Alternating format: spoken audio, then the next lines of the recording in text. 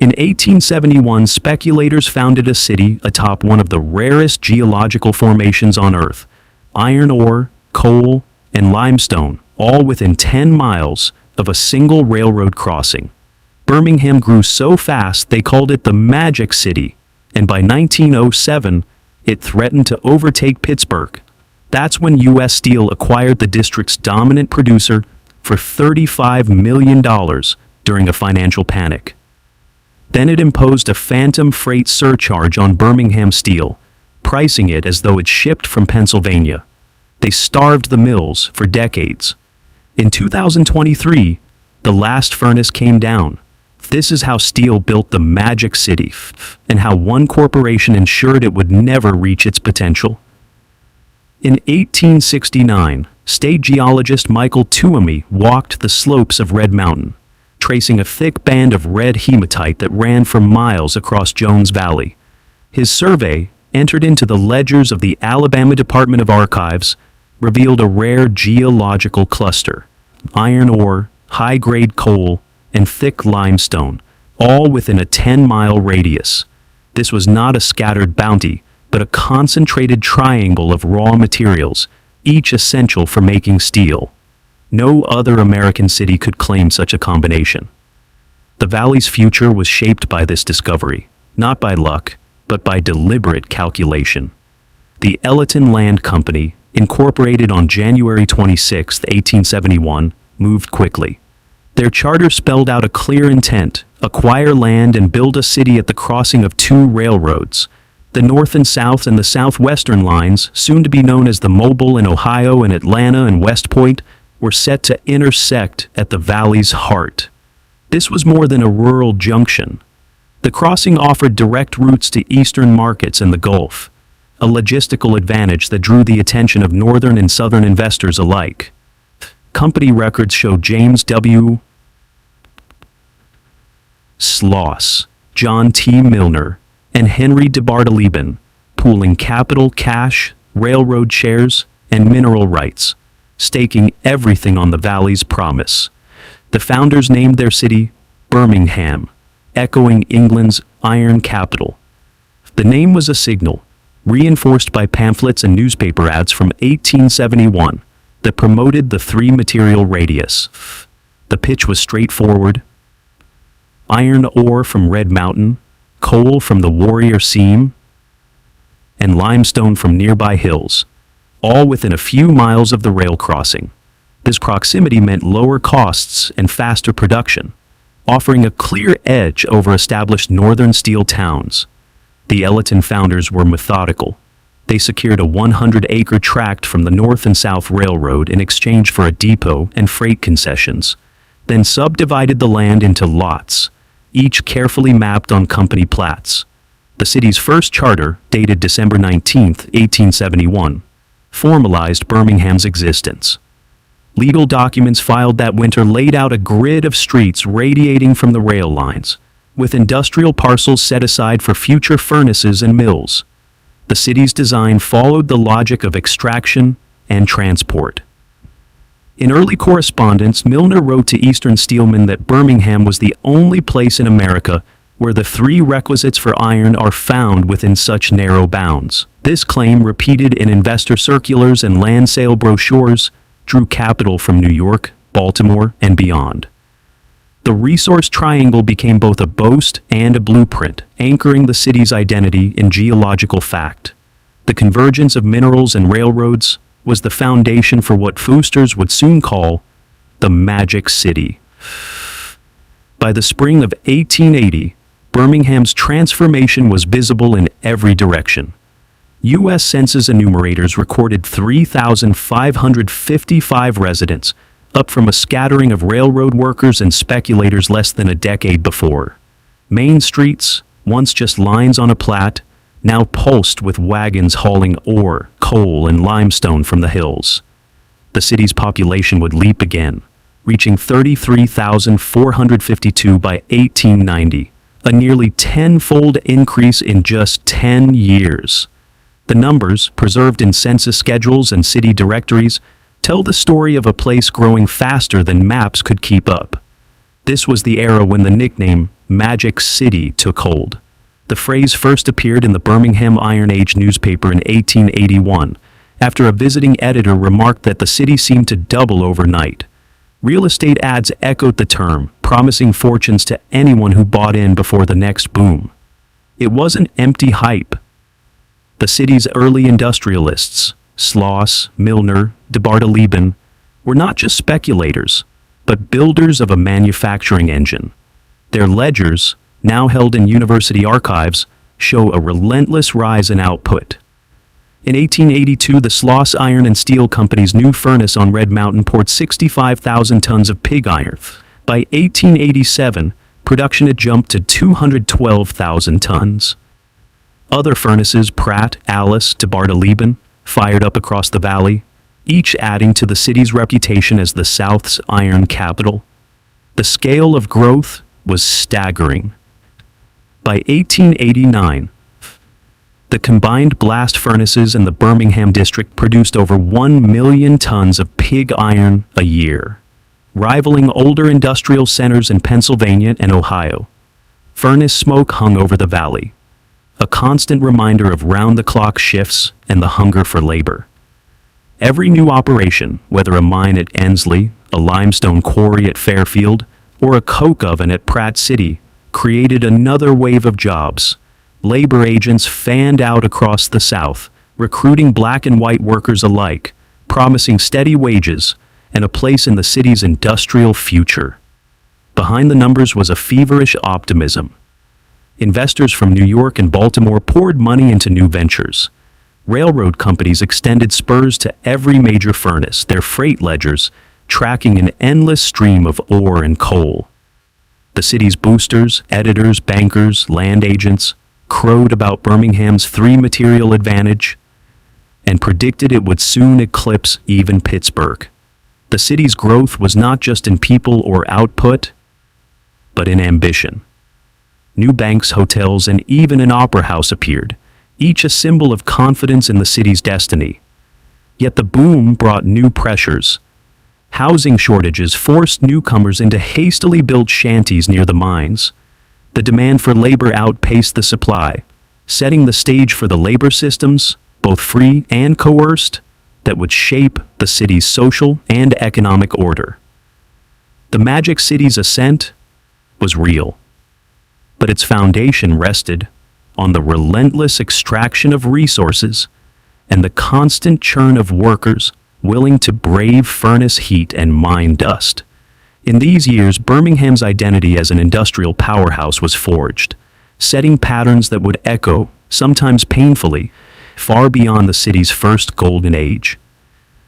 On March 1, 1872, the state of Alabama signed its first convict lease contract with the Tennessee Coal, Iron, and Railroad Company. The agreement handed over 500 prisoners, almost all black men, to work in the coal camps of Ensley, Pratt City, and Fairfield. For the companies, the cost was 50 cents per prisoner per month. For the men, the price was often their lives. Prison logs from the 1870s and the 1880s record a grim arithmetic. In 1879, there were 212 deaths out of 640 leased convicts at the Southern Coal Camp, a mortality rate of 33% for that year alone. Some years, the death rate climbed as high as 40%, with official reports listing causes like exhaustion, disease, and exposure. Coroner's records from Jefferson County courts in 1882 detailed dozens of deaths within days of arrival, men felled by cold and fever before they could adjust to the mines. The convict lease system was not a side note to Birmingham's growth. It was a central engine. The city's iron and steel plants could undercut northern competitors by $3 a ton, in part because their labor force was expendable and nearly free. Free black miners, earning $2.50 to $3 per day, watched as companies filled the hardest, lowest-paid jobs with prisoners hired for pennies. The state's own annual penitentiary reports, now stored in the Alabama Department of Archives, show that the system was built on a deadly calculus: profit for the city's industrialists, suffering and death for those forced into bondage.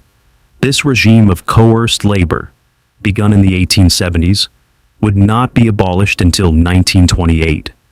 In those decades, the lines between punishment and profit blurred, and Birmingham's industrial advantage was paid for in human lives. Payroll ledgers from the Sloss Furnaces and Tennessee Coal, Iron, and Railroad Company tell the story in numbers. By the early 20th century, black workers in Birmingham's steel industry were paid just 60 cents on the dollar compared to their white counterparts. The wage registers from 1912 to 1925, preserved in the Alabama Department of Archives and History, document daily rates: $1.38 for black furnace hands, $2.30 for white skilled operatives. At the coke ovens, the gap was even starker. Black laborers earned less than $1 a day, while white foremen and brakemen took home nearly twice as much. These figures were not outliers, but the standard, reaffirmed by Department of Labor surveys in the 1920s and union grievance files from the United Steelworkers. The end of the convict lease system in 1928, enacted as Act 218 by the Alabama legislature, forced a shift from state-sanctioned forced labor to an entrenched wage hierarchy. The final lease expired on June 30th, 1928. Companies now relied on free black miners, but the wage gap remained. Plant managers argued that paying equitable wages was unnecessary, citing the nature of the work. Segregated job classifications kept black workers in the lowest paid, most hazardous roles, even as their labor became essential to the city's output. The wage structure carried the legacy of the lease system forward. Instead of state contracts, corporate payrolls enforced the lines of racial inequality. Black miners and furnace workers formed the backbone of Birmingham's industrial machine, but their paychecks reflected a hierarchy built to last. The 60% wage ratio, documented again and again in ledgers and surveys, became the baseline for a new era of economic exclusion, one that would shape labor relations and social divisions long after the last convict camp closed. In the autumn of 1907, as panic rippled through the nation's banks, the fate of Birmingham's industrial future was decided not in the furnaces of Red Mountain, but in the boardrooms of New York. The Tennessee Coal, Iron, and Railroad Company, TC was the South's industrial giant, yet the financial shock left it exposed. Stock prices plummeted, credit evaporated, and rumors of insolvency reached the ears of J.P. Morgan's syndicate. In a matter of days, TCI's controlling shares became the centerpiece of a rescue plan that would forever alter the city's destiny. The transaction itself was monumental. U.S. Steel, already the world's largest steel trust, agreed to acquire TCY for a sum of $35 million. The deal was structured around 7%, 30-year bonds, issued jointly by U.S. Steel and the Morgan Banking Group. The official prospectus, filed with the New York Stock Exchange in November, described the bond issue as both a lifeline for TC and a strategic move for U.S. Steel. Newspapers in New York and Birmingham ran headlines about the Southern Steel merger, while internal memos in Washington documented the urgency of the moment. President Theodore Roosevelt, wary of monopoly but desperate to restore market confidence, reviewed the proposal in a flurry of correspondence. Within days, the White House granted its approval. The so-called Roosevelt exception, a rare antitrust waiver, was issued, allowing the deal to close without federal challenge. The financial terms, though celebrated in public, were contested behind closed doors. Treasury records and independent appraisals questioned whether TCY's ore and coke reserves justified the $35 million price tag. Some argued the valuation was inflated by as much as 15%, a premium paid not for assets alone, but for control of the South's only integrated steel operation. Yet the urgency of the panic and the pressure from Wall Street left little room for dissent. The legal transfer was completed in November, with TCY's board and U.S. Steel's directors signing off in rapid succession. Minutes from those meetings, now preserved in corporate archives, record the moment when Birmingham's industrial independence slipped away. The consequences of the takeover were immediate and far-reaching. U.S. Steel's acquisition gave it command over Birmingham's mines, furnaces, and railroads. For Birmingham, the promise was continued investment and access to national markets. But the reality, as revealed in later pricing policies and capital allocations, would prove far less generous. The city's destiny was now tethered to decisions made in distant boardrooms, where profit and market share outweighed local ambition. The 1907 bond deal, forged in crisis, set the terms for a new era of absentee ownership, a shift that would leave deep marks on Birmingham's economy, its labor force, and its place in the American industrial order. Pittsburgh Plus was more than a freight surcharge. It was a quiet lever that redirected the fate of Birmingham's steel industry. After United States Steel's 1907 takeover of TC1, the corporation's northern executives imposed a pricing formula that added between $7 and $11 per ton to every order shipped out of Birmingham, regardless of the actual rail distance. Internal rate sheets from the early 1920s, now preserved in the Federal Trade Commission's investigation files, show the surcharge listed as a separate column, a phantom charge calculated not by cost, but by corporate decree. The Pittsburgh Plus system was designed to make Southern steel less competitive in national markets, effectively neutralizing Birmingham's natural advantage in raw materials and proximity. The impact was immediate and measurable. While Gary, Indiana, saw new blast furnaces rise and open hearth converters multiply, Birmingham's ledgers tell a different story. Capital expenditure tables from United States Steel's annual reports reveal that between 1908 and 1914, Gary received more than 7 times the investment allocated to Birmingham, $68 million compared with $9 million. Year after year, balance sheets list major upgrades in the north, while the Southern Division made do with incremental improvements. A 1910 strategy memo from United States Steel's Southern Operations Office instructed managers to maintain the Pittsburgh Plus charge until such time as the northern market share exceeds 55%. The directive was clear. Birmingham would supply the raw materials, but the profits and growth would flow north. The Federal Trade Commission's 1924 ruling laid bare the mechanics of this system. Investigators found that the surcharge had no basis in actual transportation costs. It was a tool for price manipulation designed to steer business away from southern mills and into the hands of northern plants. The Federal Trade Commission's report quantified the damage: $12 million in lost profits for Birmingham area producers over 13 years, and an estimated $4 million in foregone investment in new furnaces and coke ovens. These were not abstract numbers. They represented jobs not created, neighborhoods never built, and a civic ambition slowly strangled by distant decision-makers. The consequences rippled through the city's economy. Local business leaders, once flush with optimism, found themselves starved for capital.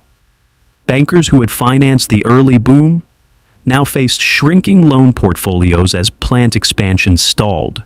The disparity in capital expenditures was not just a matter of corporate priorities. It was a policy that engineered stagnation. While Gary's workforce swelled and its skyline filled with steel, Birmingham's mills ran at capacity, but saw little of the surplus reinvested. The city's boosters, who had once promised a southern Pittsburgh, now contended with a reality in which their own fortunes were capped by a pricing scheme set in boardrooms hundreds of miles away. The Federal Trade Commission decision forced United States Steel to abandon the Pittsburgh Plus surcharge, but the damage had already been done. The years of suppressed investment left Birmingham's plants technologically behind, unable to compete on equal footing even after the pricing system was dismantled. The city's civic identity, once rooted in the promise of industrial ascendancy, now bore the contradictions of engineered decline. The evidence, rate sheets, expenditure tables, and regulatory findings paints a clear picture. Birmingham's stagnation was not the product of market forces alone, but of deliberate choices made at the highest levels of corporate power. In the heart of Birmingham's first true boom, civic leaders set out to craft a public image as bold as the city's industrial ambitions. In 1904, the city unveiled its most audacious symbol, Vulcan, a 56-foot-tall cast-iron statue forged from local ore, and billed as the largest iron figure in the world. Vulcan was not just a monument. It was a declaration. Standing atop Red Mountain, he looked down on a city that believed its destiny was written in steel. City records from the dedication ceremony show boosters calling Birmingham the Pittsburgh of the South, while newspapers described Vulcan as proof that the city's future was limitless. The optimism was not confined to statues. In 1914, the Tutwiler Hotel opened its doors, its marble lobby and grand ballroom a testament to the city's growing wealth. The hotel's guest books from the first-year list industrialists, politicians, and celebrities, all drawn by the promise of a city on the rise. Real estate advertisements boasted of modern amenities and a skyline that rivaled older northern cities. The Tutwiler became the backdrop for booster banquets and investment pitches, where the city's elite toasted to progress under the glow of electric chandeliers. Behind the spectacle, the numbers told a story of explosive growth. The U.S. Census counted 132,685 residents in 1910, nearly quadrupling the population from just 20 years earlier. By 1920, that figure reached 178,806. Civic boosters published pamphlets trumpeting these statistics, framing Birmingham as the fastest-growing city in the nation. Land companies and banks poured money into new subdivisions, while the Chamber of Commerce issued reports predicting 1 million residents by mid-century. Yet beneath the surface, the city's confidence was inseparable from its dependence on iron and steel. The same optimism that built Vulcan and the Tutwiler also masked the precariousness of prosperity tied to a single industry. For a generation, Birmingham's public face was one of triumph. Columns of smoke rising from the furnaces, monuments towering above the valley, and a population swelling with each new census. The city's leaders believed that they had conjured a permanent miracle, unaware of the pressures gathering beyond the reach of their celebrations. By 1933, the optimism that once defined Birmingham had given way to a grinding reality.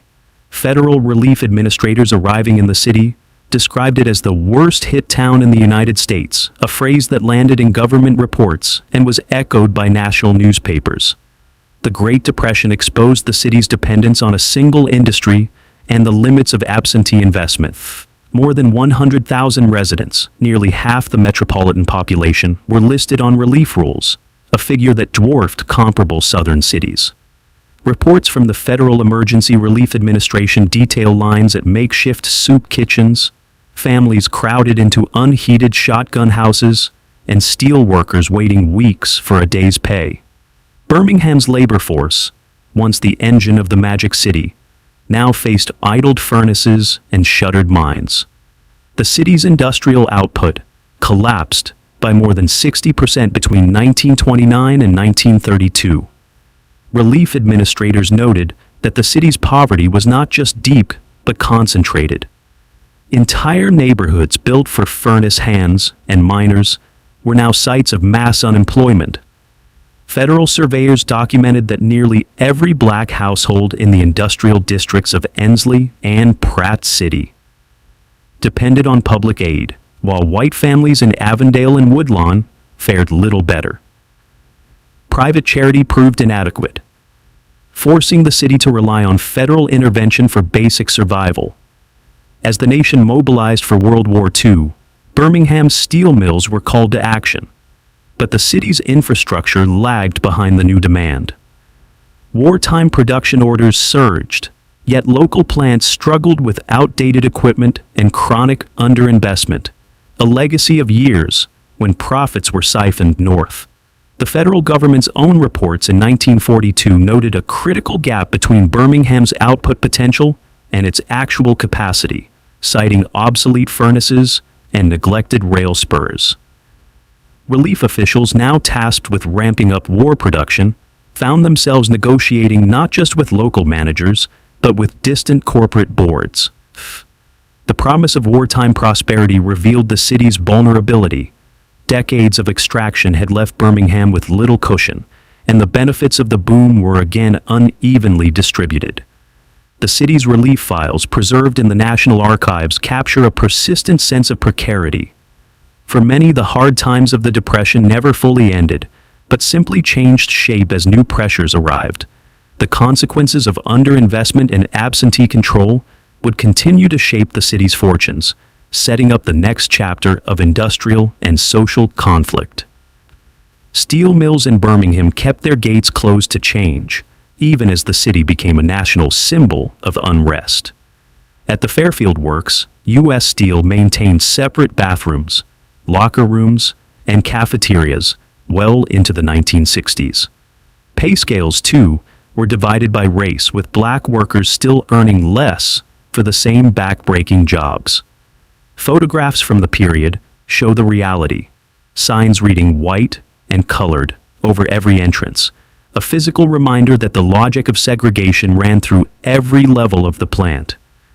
Civil rights organizers like Fred Shuttlesworth and the Birmingham Christian Movement for Human Rights wrote directly to U.S. Steel's management in the spring of 1963, asking for the integration of workplace facilities. The company's reply, preserved in local archives, cited state law and refused to act. Executives in New York and Pittsburgh insisted that any change would have to wait for Alabama's legislature. Internal memos from the period, now held in university collections, record legal counsel advising against voluntary integration, warning of potential unrest among white labor unions. As protests grew throughout the city, U.S. Steel's Birmingham division held meetings with white workers to discuss maintaining order. The corporation's refusal to integrate was not simply inertia, it was a calculated decision, grounded in the same centralized authority that had dictated pricing and investment for decades. The absence of action from one of Birmingham's largest employers sent a message: the industrial order would not yield, even as the city faced daily demonstrations and police violence. On September 15, 1963, the bombing of the 16th Street Baptist Church killed 4 young girls and shook the nation. FBI surveillance summaries from that month mention that local white supremacist groups pointed to the refusal of major employers to desegregate as fuel for their violence. The silence from the boardrooms of U.S. Steel was not lost on Birmingham's black community, nor on the national press. In the weeks that followed, civil rights leaders argued that corporate power had enabled the city's resistance to change. The moral and social cost of corporate inaction was now measured in lives lost, and a city's reputation scarred. Birmingham's industrial giants had once promised progress. By 1963, their refusal to confront segregation left them complicit in the city's deepest wounds. Steam no longer rises from the old furnaces on the edge of Jones Valley. In 1971, the final shift at Sloss furnaces clocked out, ending nearly 90 years of continuous production. The plant's closure, recorded in company memos and city council minutes, marked the first major retreat of Birmingham's industrial heart. 5 years later, in 1976, the Ensley Works, once the largest iron-making complex in the South, shut its gates for good. Payroll ledgers from that last year list only a few hundred names, a fraction of the workforce that once filled the night sky with the glow of molten iron. The silence spread west to Fairfield, where U.S. Steel's massive rolling mills kept running well into the 21st century, but even these giants could not escape the logic of consolidation and global competition. Between 2015 and 2020, the Fairfield Works idled blast furnaces, then halted steelmaking entirely leaving only a skeleton crew for finishing operations. The physical retreat was written into the city's landscape.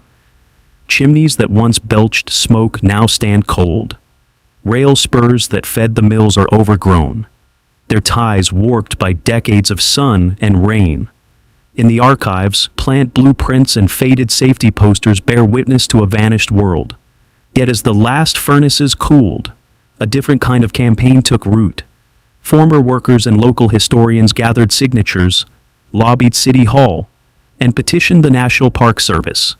Their efforts led to Sloss being designated a National Historic Landmark in 1981, preserving the site as a monument to the labor that built the city. Oral histories from these preservationists echo with a mix of pride and loss, a recognition that while the jobs are gone, the memory of industrial Birmingham endures in brick, iron, and the stories passed down through families. The retreat of steel left behind not only empty factories but also a city searching for a new identity, its future uncertain as the old order faded into history. The last blast furnace at the old U.S. Steel Fairfield Works came down in 2023, its demolition closing a chapter that had defined Birmingham for more than a century. The event drew little fanfare. There were no speeches from steel executives, no promises of revival, just the dull thud of concrete and iron hitting the ground, and a handful of former workers watching from behind a chain-link fence. The city's industrial backbone, once the envy of the South, now existed mostly in memory, and the scattered remnants of abandoned mills. By that year, the numbers told a different story about who employed Birmingham. The University of Alabama at Birmingham had quietly grown into the city's largest employer. Its medical complex stretching across blocks that once held rail yards and warehouses. The university's workforce surpassed 28,000, outpacing what remained of the steel and manufacturing trades combined. Hospital towers and research labs rose where foundries once stood, their glass facades reflecting a city that had traded the smoke of industry for the glow of medical technology. This transformation was not accidental. University leadership, facing the decline of heavy industry, had spent decades investing in biomedical research, hospital expansion, and professional schools. Board minutes from the 1990s onward show a deliberate strategy. Recruit top scientists, secure federal grants, and position Birmingham as a hub for healthcare and innovation. The city's economic center of gravity shifted block by block, as medical payrolls and research contracts replaced union jobs and steel orders. The 2023 demolition of the last furnace was a final confirmation. Birmingham's age of iron and steel had ended. The city's identity, once forged in the heat of the mills, now rested in the hands of university executives and medical administrators. The economic realignment was complete, even if the old landmarks lingered in memory. For the first time since 1871, the future of Birmingham would be charted, not by what could be extracted from the ground, but by what could be learned and healed above it. Birmingham's story isn't confined to rusted mills or fading smokestacks. The city's struggle against corporate indifference, racial division, and the scars of extraction remains visible across its neighborhoods and in every new plan for renewal. As global capital and automation again redraw industrial maps, the lesson endures. When distant decisions shape local destinies, the true cost is always borne at home. What future will Birmingham choose to forge from its own steel and memory?